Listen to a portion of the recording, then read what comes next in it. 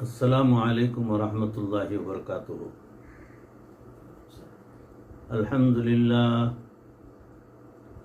للہ وکفى وسلام علی عباده الذین اصطفى والتقى والعفاف والغنى اما بعد فقد قال اللہ تبارک وتعالی فی القرآن المجید والفرقان الحمید فأعوذ بالله من الشيطان الرجيم بسم الله الرحمن الرحيم قل إن كنتم تحبون الله فاتبعوني يحببكم الله صدق الله مولانا العظيم اللهم صل على سيدنا ومولانا محمد وبارك وسلم كما تحب وترضى عدد ما تحب وترضى۔ محترم و مکرم حاضرین، ناظرین، سامعین، بھائیوں، بزرگوں، دوستوں، عزیزوں، معزز خواتین، ہماری ماں بہنوں، تصوف کے عنوان سے جو بیانات کا سلسلہ چل رہا ہے اس میں موضوع چل رہا ہے اللہ والوں کی صحبت۔ تو اسی موضوع کی آخری کڑی سماعت فرمائیں کہ بندہ قیامت کے دن اسی کے ساتھ ہوگا جس سے اس کو محبت ہوگی۔ ذرا سوچئے، بالفرض اس عاجز کو اپنے شیخ کے ساتھ محبت ہے، پکی بات یہ عاجز اپنے شیخ کے ساتھ حشر کے میدان میں رہے گا۔ میرے شیخ کو ان کے شیخ کے ساتھ محبت ہوگی، وہ بھی ان کے شیخ کے ساتھ میں رہیں گے، اسی زمرے میں میں بھی رہوں گا، لہٰذا وہ ان کے ساتھ، ان کے اوپر والے شیخ کے ساتھ محبت ہے تو ان کے ساتھ وہ بھی ساتھ میں رہیں گے۔ یہ سلسلہ چلتا چلتا صدیق اکبر حضرت ابو بکر صدیق رضی اللہ تعالیٰ عنہ اور حضرت علی کرم اللہ وجہہ جہاں رہیں گے ان کے ساتھ یہ تمام شیوخ رہیں گے، اور جب یہ تمام ساتھ میں رہیں گے تو ہمارے آقا اور مولا حضرت محمد الرسول اللہ صلی اللہ علیہ وسلم بھی آگے رہیں گے۔ آپ صلی اللہ علیہ وسلم کی اس جماعت کے پیچھے یہ اکابرین رہیں گے، اور یہ عاجز ناکارہ بھی اسی زمرے میں اسی جماعت کے ساتھ پیچھے رہے گا۔ اتنا یقین تو باقاعدہ کر سکتے ہیں، یقین بنا لینا ہے۔ لہٰذا وہ ان کے ساتھ، ان کے اوپر والے شیخ کے ساتھ محبت ہے تو یہ سلسلہ چلتا چلتا حضرت صدیق اکبر رضی اللہ تعالیٰ عنہ اور حضرت علی رضی اللہ تعالیٰ عنہ کے ساتھ ہوگا۔ صدیق اکبر رضی اللہ تعالیٰ عنہ کے ساتھ اور ان کے زمرے میں ہم رہیں گے، تو پھر جا کر فائنل صحبت نصیب کس کی ہوئی، قدموں میں جگہ کس کی ملی، معلوم ہوا اللہ والوں کے ساتھ محبت کا رشتہ جوڑیں گے تو اس کے صدقے میں اللہ تعالی قیامت کے دن اپنے محبوب صلی اللہ علیہ وسلم کے قدموں میں جگہ عطا فرما دیں گے۔ اللہ کرے وہ تقدیر ہماری ویسی ہو جائے، ویسے پروردگار ویسے فیصلے ہمارے لیے بھی فرما دیں، آمین۔ یہ کوئی چھوٹی بات نہیں ہے، بہت بڑی بات ہے۔ اس پر تو انسان اپنی زندگی لگا دے، یہ سودا کر لے انسان، اس لیے کہ یہ محبت دین کے لیے ہے اور اس کے اندر کامیابی ہی کامیابی ہے۔ حدیث پاک میں آتا ہے کہ جن لوگوں کے درمیان اللہ تعالی کے لیے محبت ہوگی، یہ جو سلوک اور طریقت کا تعلق ہے اس میں بھی محبت ہے اللہ کی۔ فرمایا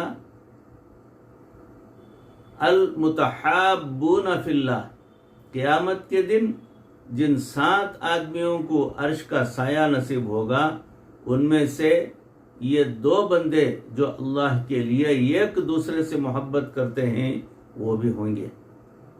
تو پھر اس محبت کی کتنی قدر کرنی چاہیے آپ خود اندازہ کر سکتے ہیں۔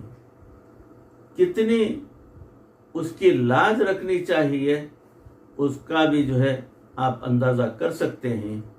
उसको मजबूत से मजबूत करना चाहिए ताकि अल्लाह रब्बुल इज़्ज़त उस मोहब्बत पर हमें ज़िंदा रखे और उसी मोहब्बत पर हमें दुनिया से जाने की तौफीक अता फरमाए.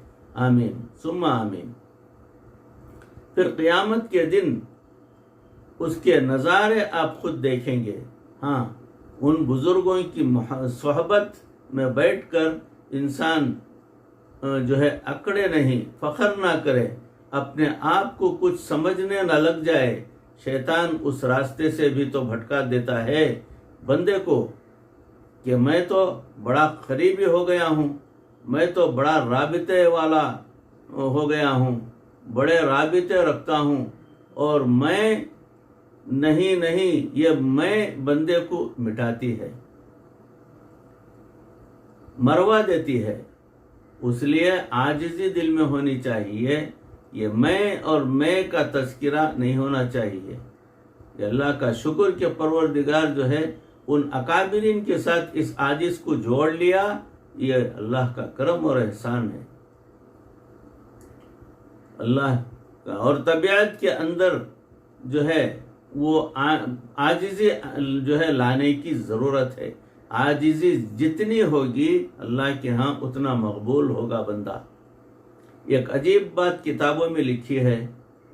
हज़रत इब्राहिम बिन अदहम रहमतुल्लाहि अलैह ने जब तौबा की, ये बल्ख के बादशाह थे, उन्होंने इरादा कर लिया कि मैं बैतुल्लाह शरीफ की ज़ियारत के लिए जाता हूँ. हर कदम पर 2 रकत नफिल पढ़ते हुए जा रहे थे. एक कदम बढ़ाते, मुसल्ला बिछा के 2 रकात नमाज पढ़ते. हर कदम पर 2-2 रकात नफिल पढ़ते हुए तकरीबन 2.5 साल में मक्का मुकर्रमा पहुँचे. अल्लाहु अकबर, अल्लाहु अकबर. ये क्या मुजाहिदा है, ये कैसी मोहब्बत है, ये कैसी तड़प है, आप अंदाज़ा कर सकते हैं. वह मेरे मौला, आपकी भी क्या शान है और आपके दुनिया में कैसे कैसे चाहने वाले हैं. उतने में राबिया बसरिया भी आ गई. इब्राहिम बिन अदहम रहमतुल्लाहि अलैह ने देखा कि राबिया बसरिया पर अल्लाह की खुसूसी तजल्लियात ज़ातिया वारिद हो रही हैं. बड़े हैरान, कहने लगे, राबिया तुझे ये मुकाम कैसे मिला. फरमाया कि शोर तो आपने मचा रखा है, हर कदम पर 2 रकात पढ़ के आए हो. फ़र्क बताऊं? कहने लगी बताएं. कहने लगी फ़र्क ये है, आप उस जगह सर की नियाज लेके आए हैं और मैं इस जगह पर दिल की नियाज लेकर आई हूँ. सुभान अल्लाह. मेरी इस नियाजमंदी को अल्लाह ताला ने बहुत पसंद फरमा लिया. तो अल्लाह वालों की सोहबत में रहें तो आजिज़ बनकर रहें. फिर देखिए कि अल्लाह रब्बुल इज़्ज़त की क्या रहमतें आती हैं. फिर उन बुज़ुर्गों की मोहब्बत बंदे के दिल में रिफ्लेक्ट हो जाती है और बंदा अल्लाह का आशिक और अल्लाह का दीवाना बन जाता है. फिर दिल अल्लाह की मोहब्बत में तड़पता रहता है, अल्लाह की मोहब्बत में उदास होता है. इंसान रातों को उठकर रोया करता है. अल्लाह करे वो रातों का रोना परवरदिगार हमें भी अता कर दे. आमीन.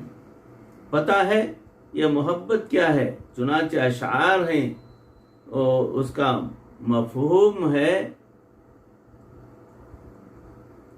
कि तूर पहाड़ पर अल्लाह की तजल्ली पड़ी थी, रेजा रेजा हो गया था, सुरमा बन गया था.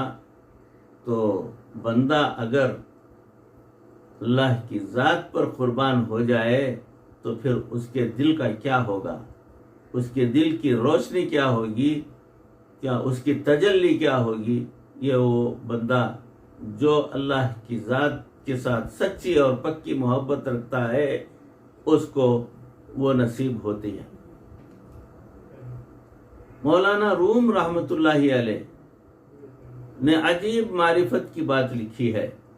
फरमाते हैं کہ جب پہاڑ پر سورج کی روشنی پڑتی ہے تو ریفلیکٹ ہوتی ہے، منعکس ہوتی ہے، تب ہی ہمیں پہاڑ نظر آتے ہیں۔ اگر منعکس نہ ہو تو پہاڑ نظر نہ آئے، روشنی پڑی سطح سے ٹکرا کر انعکس ہوتی پہاڑ ہمیں نظر آیا۔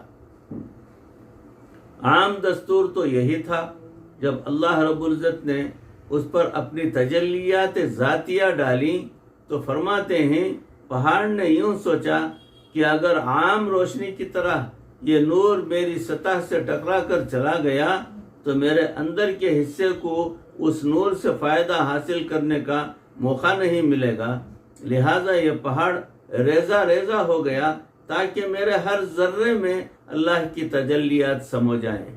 اللہ اکبر کبیرہ، سبحان اللہ۔ علماء نے لکھا ہے کہ شیخ سے جو محبت ہوتی ہے وہ اس نظر سے کرو کہ یہ اللہ رب العزت کا چاہنے والا ہے، اللہ سے محبت کرنے والا ہے، اس کی راتیں، اس کے دن، اس کی صحبتیں، اس کی شام، اس کا اٹھنا اور بیٹھنا ہر وقت اللہ کی محبت میں گزر رہا ہے، لہٰذا میں اللہ کے چاہنے والے ایک دل کے ساتھ محبت کر رہا ہوں۔ اب ذرا نقطے کی بات سنیے۔ حضرت موسیٰ علیہ السلام نے دعا مانگی، ربی ارنی انظر الیک، اللہ میں آپ کو دیکھنا چاہتا ہوں، اپنے آپ کو دکھا دیجئے۔ فرمایا لن ترانی، اللہ رب العزت نے فرمایا نہیں دیکھ سکتے۔ لیکن جب نبی صلی اللہ علیہ وسلم معراج پر تشریف لے گئے تو موسیٰ علیہ السلام نے بیت المقدس میں پیچھے نماز پڑھی۔ جب نبی صلی اللہ علیہ وسلم عرش پر تشریف لے گئے، جب واپسی ہوئی تو وہاں حضرت موسیٰ علیہ السلام سے ملاقات ہوئی۔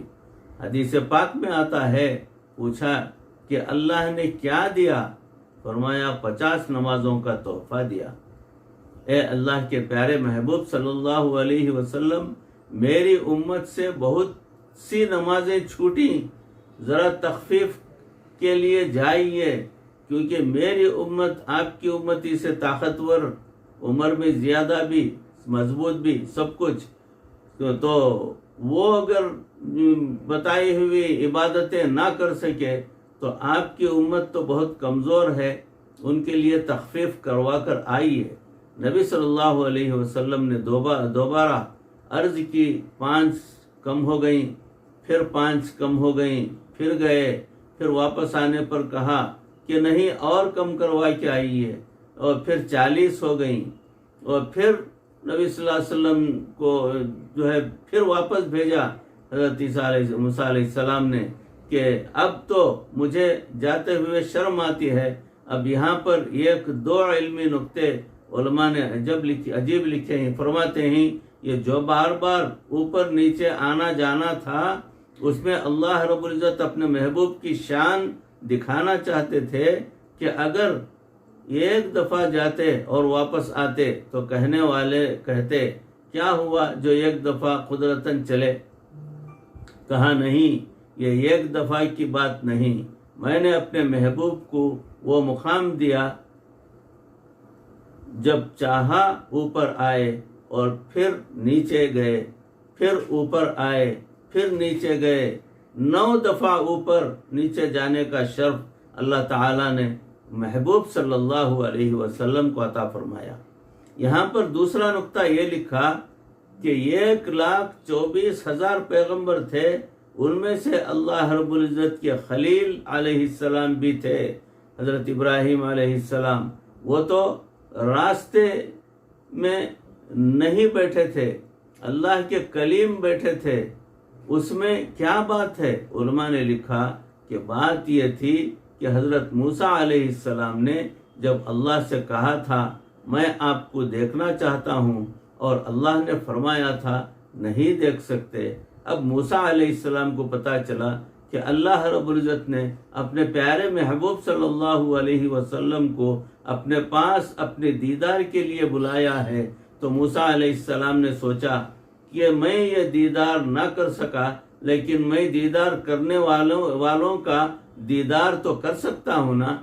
اس لیے راستے میں جا کر بیٹھ گئے، جب اللہ کا دیدار کر کے آئیں گے میں سب سے پہلے ان کا دیدار کروں گا، ان کی آنکھوں کو میں دیکھوں گا، ان کی آنکھوں سے وہ دیدار کیے ہوئے آنکھوں کو میں دیکھ سکوں گا، وہ شرف مجھے حاصل ہوگا۔ فرمایا شیخ سے محبت اس لیے رکھو، یہ وہ دل ہے جس پر اللہ کی تجلیات ذاتیہ نازل ہوتی ہیں۔ میرے اللہ، میں یہ سعادت حاصل نہ کر سکا، مگر میں نے اس دل سے محبت کا رشتہ تو جوڑ لیا، پھر دیکھو کہ اللہ رب العزت کے ساتھ کیسے قبولیت نصیب ہوتی ہے۔ اللہ رب العزت کس طرح بندے کے ساتھ خیر کا معاملہ فرماتے ہیں۔ دعا فرمائیے کہ پروردگار ہمارے بھی دلوں پر جو ہے ایسی تجلی ڈالے کہ ہمارے دلوں کے اندر کی ساری گندگیاں دور ہو جائیں، اور اللہ کی وہ محبت اور معرفت ہمارے دلوں پر جو ہے آ جائے، اور ہمارے دلوں کی کیفیت بدل جائے۔ اللہ کے ہر وقت اللہ کی توجہ بندے کے دل کے اوپر جو ہے جمی رہے، اور بندے کے دل و دماغ میں اللہ رب العزت کی حاضری اور پروردگار کی بارگاہ میں حضوری، یہ حضوری بھی ہمیں عطا فرما دے پروردگار۔ اے اللہ، مرتے دم تک کسی کا محتاج نہ بنا، ایمان پر ہمارا خاتمہ فرما۔ وآخر دعوانا ان الحمد للہ رب العالمین۔ السلام علیکم ورحمۃ اللہ وبرکاتہ۔